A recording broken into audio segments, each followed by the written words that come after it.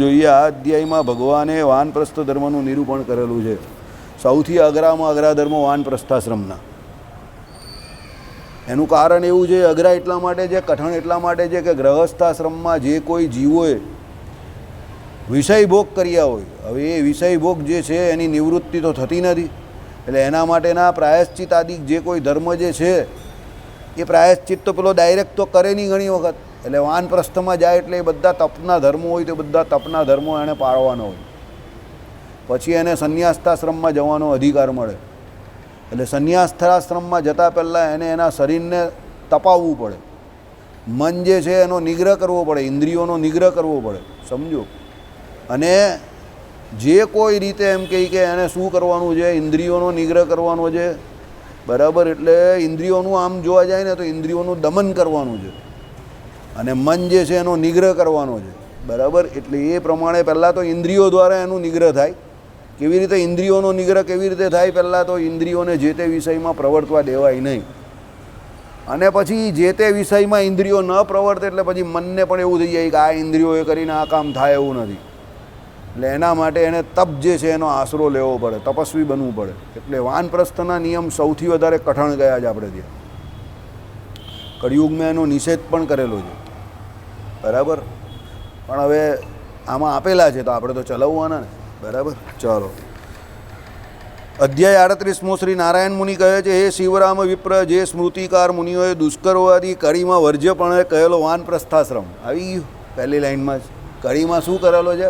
વૈર્જ્યપણે કહેલો વાનપ્રસ્થાશ્રમ. તેના પણ ધર્મતત્વના બોધ માટે હું તમને કહું છું. હવે આમાં શું થાય? હવે આ લખેલું હોય આમાં, બરાબર. હવે આપણામાંથી કોઈ યાદ રાખે નહીં. હવે ભવિષ્યમાં આપણે કોઈ જગ્યા પર કહીએ તો કોઈ કહે કે પ્રમાણ આપો, તો આપણી પાસે પ્રમાણ જ નહીં હોય. જો ઉદાહરણ હોય પણ પ્રમાણ નહીં હોય. સમજો, આપણે કહેલું શેર બજાર જુગાર છે, સમજો. આજે ખબર પડી ગઈ ને બધાને. કોઈએ કંઈ પણ કર્યા વગર તૂટી ગયું, 6000 સુધી તૂટીને આવ્યું, પછી 4200 પર અટક્યું. હવે સમજો, તમારા હાથમાં આ બધું હોય તો એ જુગાર નહીં કહેવાય. તમારા હાથમાં કંઈ છે જ નહીં. કાલે 2500 પોઈન્ટ આગળ હતું, કારણ કે સેન્ટિમેન્ટ એવું હતું કે આ લોકોની 400 સીટ આવું હોય, 350 400. આજે 290માં આ લોકો સિમટી ગયા તો શેર બજાર સીધું ફાટ દઈને તૂટી ગયું, બરાબર. એટલે જૂના લોકો કહે કે શેર બજાર નહીં, ઝેર બજાર છે, કારણ કે એના સેન્ટિમેન્ટ આપણા હાથમાં થોડા છે, બરાબર. હવે કાલે ઉઠીને ચીનવાળાને કંઈ એવું મન થઈ ગયું કે ચાલો આપણે કંઈ એકાદ બોમ્બ છે તે કે આ બાજુ નાખીએ કંઈ, અને એકાદ એને બોમ્બ નાખ્યો તો એનો બોમ્બ પડે આપણી પેલી બાજુ સરહદ પર, અને આ બાજુ મુંબઈમાં બીએસસી જે છે સેન્સેક્સ આપણો બ્રહ્મડે પડી જાય, એનએસસીવી પડે, પછી બધું જ પડે. હા, પછી બજાર ને શેર બંને જુદા જુદા થઈ જાય, સમજી ગયા. એટલે હું ના પાડું કે ભાઈ એ બધા આમાં પડાય જ નહીં, એમ એ કામ જ નહીં થાય, સમજો. ઘણી વખત ઘણી વસ્તુ શું હોય કે એમાં તમારો સેન્ટિમેન્ટ સારો હોય, પણ તમારા સેન્ટિમેન્ટ સારા હોય તો પણ પબ્લિકને કઈ રીતે તમે સમજાવો? પબ્લિક સમજવા તૈયાર જ નહીં, બરાબર. જોયું, 1 જ મહિના પહેલાં મેં વાત કરેલી, બરાબર. હવે આપણા હાથમાં જ નથી એ વસ્તુ, તો સમજો. એટલા માટે પહેલાંના જૂના લોકો હતા ને તે શું કહેતા હતા ખબર? મુંબઈમાં છે ને ઘોડાઓના તબેલા ચાલતા હતા. તો જે સ્ટોક માર્કેટ ખરું ને, એ સ્ટોક માર્કેટની આજુબાજુ ઘોડાઓના તબેલા હતા, અને એ ઘોડાઓ જે પેશાબ કરે ને તે પેશાબનો આખો રેલો છે ને એ શેર માર્કેટની બાજુમાં ફરતો હતો. તો તમે મુંબઈ જાઓ ને તો કોઈ પણ દલાલ સ્ટ્રીટમાં જઈને પૂછે ને શેર બજાર, તો પછી પેલા લોકો હશે, તાના વેપારીઓ. તમે પૂછો કેમ ભાઈ હસો છો? તે કે આ રેલાની બહાર કોઈ પૈસા લઈને ગયું નથી. આઈડિયા આવ્યો તમને? જે કોઈ કમાયા છે તે બધા આમાં મૂકીને જ ગયા છે, કોઈ ઘરે પૈસા લઈને ગયું નથી. આ રેલો દેખાય જ ને તને, આ રેલામાં જ પૈસા મૂકીને ગયા. ત્યાં દલાલ સ્ટ્રીટના બધા લોકો કે એવું. દલાલ સ્ટ્રીટ પાસે હું જઈ આવેલો જ ઘણી વખત, મુંબઈ ગયો ત્યારે. એટલે શેર બજાર માટે નહીં ગયેલો, મારે કંપની એની ઓફિસ ને એવું હતું, તો દલાલ સ્ટ્રીટ આમ નામ લખેલું હતું, એની અંદર જવાનું હતું, સમજો, બરાબર. પણ હવે આપણે અમુક વખતે શું મર્યાદા લાગી જાય કે મોટા પુરુષ જ્યારે પછી એમ કહે કે ભાઈ તમે આ કરી શકો છો આટલું, એટલે પછી આપણે એની વિરુદ્ધમાં ના બોલાય. મારા ભગવાને શિક્ષાપત્રીમાં ના પાડેલી છે, બરાબર. એટલે પછી આપણે એની વિરુદ્ધમાં ના બોલવાનું, આપણે ચૂપ થઈ જવાનું. ત્યારે આપણે કંઈ હાર જીતની પડેલી નથી, બરાબર. આપણે કંઈ બોલવામાં હારી જઈએ કે કંઈ બે વાત કરવામાં હારી જઈએ કે જીતી જઈએ, એને કંઈ હું હાર જીત જીવનની માનતો જ નથી, સમજો. પણ કહેવાનું શું છે કે જેમાં અચોક્કસતા છે, જેમાં તમારા એમાં શેર બજારમાં તમે રૂપિયા ગુમાવી રહ્યો તો તમને કોણ આપે? કોઈ આપવા થોડો આવવાનો છે. બેંકની એફડી હોય તમારી પાસે કે ગમે તે હોય, અરે કોઓપરેટિવ બેંક પણ ઉડી જાય છે તો સરકાર એના પ્રયત્નથી 2 વર્ષે 5 વર્ષે 10 વર્ષે બી બધાને પૈસા આપે છે, કારણ કે એ એફડી છે. શેર બજારમાં જે તમારી પાસે કંપનીના સર્ટિફિકેટ હોય છે એમાં એવું કંઈ લખેલું આવે છે કે આ કંપની ફ્રોડ નીકળે કે શેર બજારમાં બધું ઉડી જાય તો તમને તમારા પૈસા પાછા મળે? કોઈ જગ્યા પર એવી ગેરંટી લખેલી આવે છે? નથી લખેલી આવતી, બરાબર. એટલા માટે હું કહેતો હતો, આજે થઈ ગયું ને, જો ફટ દઈને સેન્ટિમેન્ટ ખાલી ફર્યું ને એમાં ફાળ દઈને બજાર પડી ગયું. કોઈને ખ્યાલ નહીં હતો કે આવું થશે, પરિણામ આવશે. બધા એક્ઝિટ પોલ ખોટા પડી ગયા, બધા ઓપિનિયન મેકર ખોટા પડી ગયા. અરે આપણા નહીં, પરદેશના પણ ખોટા પડી ગયા, ભલા ખોટા પડી ગયા. અને એમાં આવું થઈ ગયું કારણ કે આ બધું અનપ્રેડિક્ટેબલ હોય, આમાં કંઈ ગણિત નથી હોતું, સમજો. આ તમારું પેલું સ્ટેટિસ્ટિક હોય તેવું હોય, જુઓ ને તો વાળું કે જો આમ થશે તો પેલું આમ થશે, જો પેલું આમ પડશે તો પેલું આમ પડશે, એમ. એમાં તમે કાં પડો એ તમને કંઈ ખબર જ નહીં હોય, તમારા હાથમાં કંઈ હોતું જ નથી, બરાબર. ચાલો, જે હોય તો હરિની ઈચ્છા. એટલે આમાં વાનપ્રસ્થાશ્રમને ના પાડેલી છે. આ જો તમે જોઈ લેજો, 5મા પ્રકરણનો 38મો અધ્યાય છે, બરાબર. એટલે કાલે ઉઠીને કોઈ પૂછવા આવે તો તમે કહી શકો છો. પણ આપણા એક સૌથી મોટી આપણી કઠણા એવી છે કે આપણા મંડળમાં કોઈ રિપોર્ટિંગ નહીં કરતું બધી વસ્તુનું, બરાબર. જે આગલી આપણી પાસે શિક્ષાપત્રી અર્થદીપિકા હતી જે આપણે અહીંયા ચલાવેલી, એમાં ચોખ્ખું લખેલું હતું, મને પાક્કું યાદ છે, કે જેમાં જે કોઈ રૂપિયા તમે રોકો અને એ રૂપિયા ઉપર નીચે થતા હોય એ જુગાર કહેવાય. હવે એ અર્થદીપિકા છે નહીં અત્યારે. આ જીગરભાઈએ મને જે લાલ કલરની આપી, હવે પાછું એ અર્થદીપિકામાં હતું કે સત્સંગી જીવનમાં હતું એ મને પાક્કું યાદ નથી, કારણ કે મને કોરોના થયો ને પછી ઘણી બધી બાબતમાં થોડીક તકલીફ છે. પણ એ મેં 100% વાંચેલું જ ને અહીંયા ચલાવેલું છે કે જે બજારમાં તમે રૂપિયા રોકો અને એ રૂપિયા વેરિયેબલ થઈ જાય. વેરિયેબલ એટલે તમે રોકો ને સેકન્ડે મિનિટે એમાં ઉતાર ચઢાવ થતો હોય એ ભાવને વિશે, તો એ જુગાર છે. પણ હવે અત્યારે મને એ મળતું નથી પ્રમાણ, બરાબર. અને આપણા ત્યાં કોઈ એવું કરવાવાળું નથી, કોઈ રેકોર્ડિંગ કે એવું કે, એટલે પછી મેં તો જવા દીધું. મેં કોઈ જવા દે નહીં, આપણે કાં રમીએ છીએ કે આપણે ટેન્શન. મેં તો જવા દીધું, વ્હાઇટ બોલ છે, જવા દે. કારણ કે હું કંઈ કોઈને હરાવવા કે કોઈને જીતાડવા માંગતો નથી. આપણે તો અહીંયા ચલવું, ભગવાન રાજીને ઊભા થઈને ચાલ્યા જવાનું, ખંખેરીને ઊભા થઈ જવાનું. આપણે કંઈ કોઈને ચેલેન્જ નહીં કરવા કે કોઈની જોડે લડાઈ ઝઘડો નહીં કરવો. આપણે તો અહીંયાથી એક વસ્તુ છે કે મને જેટલી સમજ પડે એ પ્રમાણે સર્વ જીવ હિતાવહ, બધા જીવનું હિત થાય કે રૂડું થાય એના માટે આપણે પ્રયત્ન કરવાનો, બરાબર. એ પ્રમાણે થાય, બાકી બીજી કંઈ વાત કરવાની નહીં. ચાલો, એટલે આમાં વાનપ્રસ્થના ધર્મોની વાત કરેલી છે, પણ સ્મૃતિકારો શું કહે છે? એને દુષ્કર્મવાદી કડીમાં વર્જ્ય કહે છે. કેમ ભાઈ? કળિયુગને વિશે શું છે? સૌથી મોટું અન્નસમા પ્રાણ કયા છે. એટલે અહીંયા તમે બહુ દારૂણ તપ કરો જે વાનપ્રસ્થાશ્રમના નિયમમાં કયા છે એવા, પેલો નીકળી જાય. હવે નીકળી જાય તો શરીર જ એનું નહીં રહી તો પછી કાં કંઈ કરવાનું? સ્ટેચ્યુ બનાવવાવાળો પણ કોઈ હોય નહીં, પેલો બિચારો એકલો ગયો હોય તો, સમજો. એટલે વાનપ્રસ્થાશ્રમ અને સંન્યાસ્તાશ્રમ એ બંનેની ના પાડેલી છે. એટલે વાનપ્રસ્થથી સંન્યાસ્તાશ્રમની એમ પાછું એવી નથી લેતા કે પેલો પહેલાં સંન્યાસ્તાશ્રમ પહેલેથી લીધો એની ના પાડેલી, એની ના નહીં પાડી. પણ પહેલાંના સમયમાં જે 4 આશ્રમ વેચેલા હતા કે પહેલાં બ્રહ્મચર્ય આશ્રમ, પછી ગ્રહસ્થાશ્રમ, પછી એ ગ્રહસ્થ જ પાછો વાનપ્રસ્થમાં જાય ને પછી પાછો સંન્યાસ્તામાં જાય, એ વ્યવસ્થા કળિયુગને વિશે નથી, ના પાડેલી છે. પરાશર સ્મૃતિમાં ના પાડેલી છે. અહીંયા સ્મૃતિકાર એવું શ્રીજી મહારાજે કહ્યું છે. પરાશર સ્મૃતિ એવું નહીં લખ્યું, પણ એકચ્યુઅલી પરાશર સ્મૃતિમાં કળિયુગના ધર્મો કહેલા છે. અને એ કળિયુગના ધર્મો એટલે પરાશર સ્મૃતિને શ્રીજી મહારાજે સૌથી વધારે કળિયુગ માટે માન્ય રાખેલી છે. આમાં શું હોય સમજો, શાસ્ત્રો હોય ને, શાસ્ત્રો કેવા હોય ખબર તમને કહું? ત્રિકાળ બાધિત હોય. હવે ત્રિકાળ બાધિત શાસ્ત્રો એટલે 3 કાળમાં એ લાગતા હોય. પણ કયા શાસ્ત્રોના કયા વચનો કયા કાળને વિશે કે કયા યુગને વિશે પ્રધાનપણે માનવા, એના માટે તમારે મોટા પુરુષ જે હોય ને એને માનવા પડે.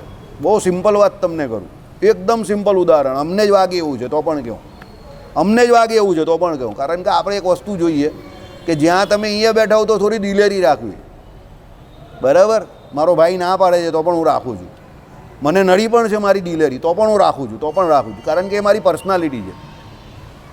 મહાભારતને વિશે અનાશ્રમી રહેવાની ના પાડેલી છે, અનાશ્રમી ના પાડેલી છે, ચોખ્ખી જ ના પાડેલી છે. એટલે તમે જ્યારે સમાવર્તન સંસ્કાર જેના થાય એટલે પેલો બ્રહ્મચર્યાશ્રમમાં હોય પછી એનું આવરણ જે બદલાય તે દિવસે એને નક્કી કરી દેવાનું જ કે હવે ગૃહસ્થાશ્રમમાં જાય કાં ત્યાગી થઈ જાય, પણ એને એક પણ દિવસ અનાશ્રમી નથી રહેવાનું. મહાભારત ગ્રંથ આવું કહે છે,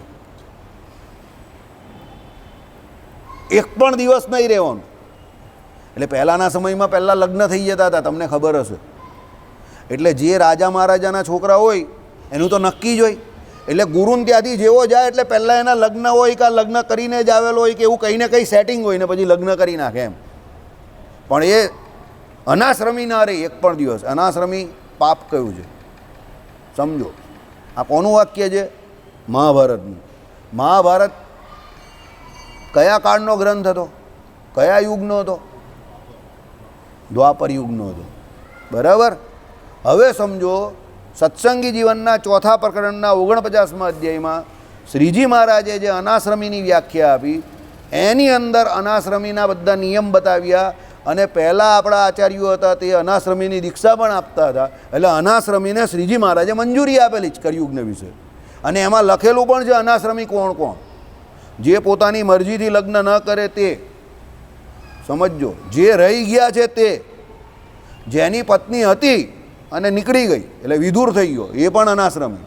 અને આ બધાના ધર્મો કયા છે? અનાશ્રમીના. એટલે શ્રીજી મહારાજે અનાશ્રમીને છૂટ આપેલી છે. અને છૂટ આપી હોય તો જ મહારાજશ્રી એને દીક્ષા આપે ને. અત્યારે નથી આપતા, પાછા અત્યારે કોઈ લેવા ન જતું, પણ ત્યારે અનાશ્રમીની અલગ દીક્ષા આપતા હતા. સમજો. સત્સંગી જીવન ચોથો પ્રકરણ 49મો અધ્યાય. પેલા ભાનુભાઈ આવે જ ને સાંજે અહીંયા કથાને વિશે બેઠેલા હોય છે, તે ભાનુભાઈ મને નીચે પૂછવા આવેલા. એક વખત સાયકલ પર હતા, નીચે મને અહીંયાથી જતો હતો તો પૂછવા આવેલા. એ કહે કે આ લોકો આવું કહે છે અનાશ્રમી ન રહેવાય, અનાશ્રમી ન રહેવાય, આમ છે તેમ છે. મેં કહું ના, ચોથા પ્રકરણના 49મા અધ્યાયમાં શ્રીજી મહારાજે આપણે છૂટ આપેલી છે. તે કે એ તો પેલા લોકોને જેના એમ કહે કે ઘરવાળા ગયા હોય ને એને, આપણે નહીં. મેં કહું ના, આપણું વાક્ય લખેલું છે અંદર, સ્પેસિફિક લખેલું છે. પણ મહાભારતમાં નથી લખેલી. મહાભારતમાં એ છૂટ નથી આવી. હવે તમારે આ સમજવું પડે શું કે યુગે કરીને આ પ્રમાણે અમુક બાબત પેલા યુગમાં જે ન માનતા હોય તે આ યુગમાં માને. એટલે ધર્મો જે છે આપણા તેમાં તમારે, હું તમને શું કહું તે હજુ કોઈને, હું જે મારે છે ને પ્રોબ્લેમ મારો શું છે, હું સામેવાળા વ્યક્તિ સુધી પહોંચી નહીં શકતો. સમજો. કા સામેવાળા મારા સુધી પહોંચવાનો પ્રયત્ન નહીં કરતા, આ પ્રોબ્લેમ છે. હું તમને કહેવા શું માગું છું કે ચોપડીમાં લખેલા ધર્મો જે છે તે ધર્મો બધા સાચા છે, પણ એને સમજવાના કે એને પાળવાના, એ કેવી રીતે પાળવાના એના માટે તમારે મોટા પુરુષ પાસે જઈને બેસવું પડે. હવે આ જો 2 આજ્ઞા આવી છે ને, હવે હું તમને કહી દઉં, ભારતના જેટલા પણ મોટા મોટા સંતો જે છે એ બધા અનાશ્રમી રહેવાની ના પાડે છે, જેવા અન્ના છે તે. સમજજો. ને આપણે ત્યાં આપણા સંપ્રદાયમાં વિશિષ્ટ પ્રણાલિકા છે કે જેમાં છૂટ છે. આપણે ત્યાં એવા હરિભક્તો પણ હતા કે જે અનાશ્રમી રહેલા, મહારાજના વખતે રહેલા હરિભક્તો, અનાશ્રમી રહેલા, સાધુ પણ નહીં થયેલા અને ગ્રહસ્થાશ્રમ પણ નહીં સ્વીકારેલો, અને અનાશ્રમી રહેલા. અને મહારાજે એમને રાખેલા અનાશ્રમી. સમજો. બરાબર. એટલે આપણે ત્યાં શ્રીજી મહારાજે આ વિશેષ પ્રકારની છૂટ આપેલી છે. એ ભગવાને કંઈ એમને એમ નહીં આપી હોય, ભગવાને પણ કોઈ શ્રુતિ કે કોઈ સ્મૃતિના પ્રમાણ લઈને જ આપી હોય. એટલા માટે અહીંયા પરાશર સ્મૃતિને સૌથી વધારે માન્ય રાખીને કળિયુગમાં વાનપ્રસ્થાશ્રમનો નિષેધ કરેલો છે. હવે તમને આઈડિયા આવ્યો? સમજો. એટલે પુસ્તકમાં, શાસ્ત્રોમાં દરેક પ્રકારના દરેક ધર્મો કયા છે ના નહીં પાડતા આપણે, પણ બધા ધર્મોનું જે પાલન કરવાનું છે તે કેવી રીતે કરવું, એ પાલન કરવું કે એ આચરણ કરવું, એના માટે તમારે મોટા પુરુષ પાસે જવું પડે અને શીખવું પડે. 11સમાં અનાજ ન ખવાય એ સામાન્ય નિયમ છે. મુક્તાનંદ સ્વામી પાસે પેલા બધા જે આવેલા નાના નાના સંતો, તેને મુક્તાનંદ સ્વામીએ શું ખવડાવેલું ગિરીશભાઈ, યાદ છે તમને? અનાજ ખવડાવેલું ને. રાત્રે જમવાનો નિષેધ કરેલો છે, પણ બધાને ભૂખ લાગેલી ને મુક્તાનંદ સ્વામીએ પકડાય લોકોને, તો પેલા બધા ગભરાઈ ગયા. તો મુક્તાનંદ સ્વામીએ જાતે જ મંગાવ્યું, મને ભૂખ લાગી જ નહીં, એ લોકો જોડે જમવા બેસી ગયા. પણ બીજા જે ડાયા હતા દોઢ ડાયા દરેક સેન્ચુરીમાં દરેક રીતે હોય. તો મુક્તાનંદ સ્વામીનો વિરોધ કરવા માંડ્યા કે મહારાજ આ આમ કર્યું તેમ કર્યું. મહારાજ કે હે મુક્તાનંદ સ્વામીને લેવા પડે, ખખડાવવા પડશે, સભામાં બોલાવ્યો, બોલો તમે શું કર્યું એમ કહી. તે કઈ રીતે રાત્રે કહું થાય આમ છે તેમ છે. ભાઈ મહારાજ હસ્યા, તમે કેવી રીતે કર્યું છે? એટલે મહારાજ એ કહે કે પેલા છોકરાઓને ભૂખ લાગેલી નવા સંતોને, એટલે પછી નાના હતા એટલે હું એની જોડે જમવા બેસી ગયો. એટલે મહારાજે બોલાવ્યો મુક્તાનંદ સ્વામી. મુક્તાનંદ સ્વામી અધર્મ કરે જ નહીં એમ કે આ સત્સંગની માં છે, સત્સંગ વધે એના માટે જે પ્રયત્ન કરશે. એટલે તમે ભલે કેવું કે અડધી રાત્રે જમવા બેઠા એ અધર્મ છે, પણ મારી રીતે એ અધર્મ નથી. કેમ? જો એ ન ખાતે તો પેલા છોકરાઓ ભૂઠા પડી જતે, શરમાઈ જતે, એટલે એમણે ખાધું. એટલે ધર્મનું આચરણ મોટાઓએ માનેલા એવું કરવાનું છે. ચોપડીનું પકડીને આમ કરીને તેમ પેલું નહીં થાય, આની થાય, તારી તો ભલી થાય, શાંતિ રાખ જરા. આની થાય, પેલું નહીં થાય, ફલાણું થાય, ધીમકું નહીં થાય. અરે એમ જોવા જાય તો કંઈ જ નહીં થાય. સવારે ઉઠવાનું જ નહીં, પછી ઉઠે એટલે જ કંઈ ને કંઈ આજ્ઞા લોપાતી હોય. પડી જ રહેવાનું આમને આમ. ભાઈ કે એ પ્રમાણે સૂએ તો સમાધિ, ઉઠે તો ઉપાધિ.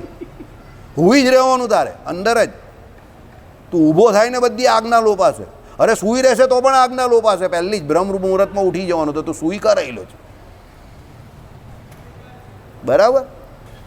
એટલે એવી જડતા નહીં રાખવાની, આની થાય, પેલું નહીં થાય, ફલાણું થાય, ઢીમકું નહીં થાય. અરે ભાઈ કંઈ નહીં થાય તો કરવાનો શું છે? તું અકર્મી બની જશે, બેહી રહેવાનો જ ઘરે, બરાબર? કર્મ તો કરવા પડશે ને. કર્મ, વિકર્મ અને અકર્મ.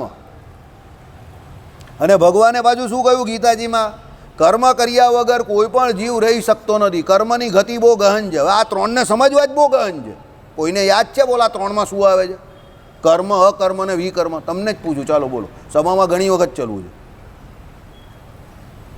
કયા પ્રમાણે જે કર્મ કરવા એ કર્મ, પછી વિકર્મ વિરુદ્ધ નિષિદ્ધ કર્મ એ કરવા એ વિકર્મ, અને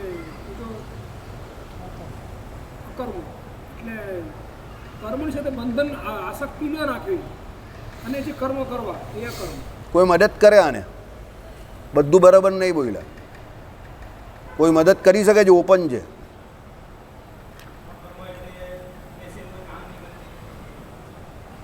ના, કોઈ મદદ કરે હજુ પણ નહીં. તો હું એવું માનીને બેસીશ કે કોઈને નથી આવડતું.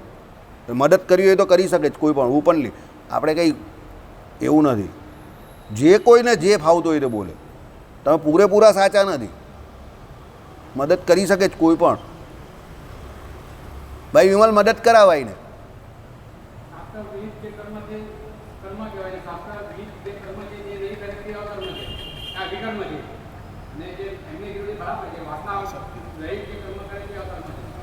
હજુ બી ભૂલ છે. હા ના, હજુ હા, હજુ બી ભૂલ છે. તો પણ એક ભૂલ છે, હજુ બહુ મોટી ભૂલ છે. ચાલો, જો અકર્મવાળી વાત તમારા બંનેની સાચી છે, એમાં હું એગ્રી છું. એને નિષ્કામ કર્મ કહી દે. હજુ એક ભૂલ છે પણ, ને બહુ મોટી ભૂલ છે. પહેલાં સાંભળો. પહેલાં કર્મ કોને કહેવાય છે? કર્મ કોને કહેવાય? શાસ્ત્રોમાં કહેલા જે કોઈ નિત્ય કર્મ કે નૈમિતિક કર્મ જે કોઈ કહેલા છે તે બધા તમારા કર્મો કહેવાય. એટલે કરવા યોગ્ય જે કર્મો કયા શ્રુતિ સ્મૃતિમાં એ બધા કર્મો. શાંતિથી સાંભળો બધા. કોઈ અકળાવાની ગભરાવાની કોઈ જરૂર નથી. ને ખોટું પણ છે ને તો પણ કંઈ ટેન્શન નહીં લેવાનું. ગીતાજીનો ગ્રંથ છે. દુનિયામાં ઘણા બધા મોટા મોટા ટીકાકારો એની પર ટીકા કરેલી છે. અને તમારા ને મારા જેવા અહીંયા બધા બેઠેલા છે. એટલે એમાં કંઈ ભૂલ પડે તો એમાં કંઈ તમે કંઈ નાનમ માનવાની જરૂર નથી. સમજો. પહેલાં કર્મ એટલે શું એ સમજી જાઓ. શાસ્ત્રોમાં કરવા લાયક જે કોઈ કાર્ય હોય એ બધાને કર્મો કયા. શાસ્ત્રો એટલે કયા? શ્રુતિ સ્મૃતિ. હવે એમાં શું શું આવે? શ્રીજી મહારાજે કયા કયા કયા? બોલ વિમલ. નિત્ય કર્મ ને, હા, એટલે નિત્ય કર્મ ને નૈમિતિક કર્મ આપણે મેઇન આવે ને અત્યારે. એને જે કરવાને એની વાત કરો ને. બહુ પાછા નિષિદ્ધ કર્મને એની વાત કરો, પાછા બધા અટવાશે.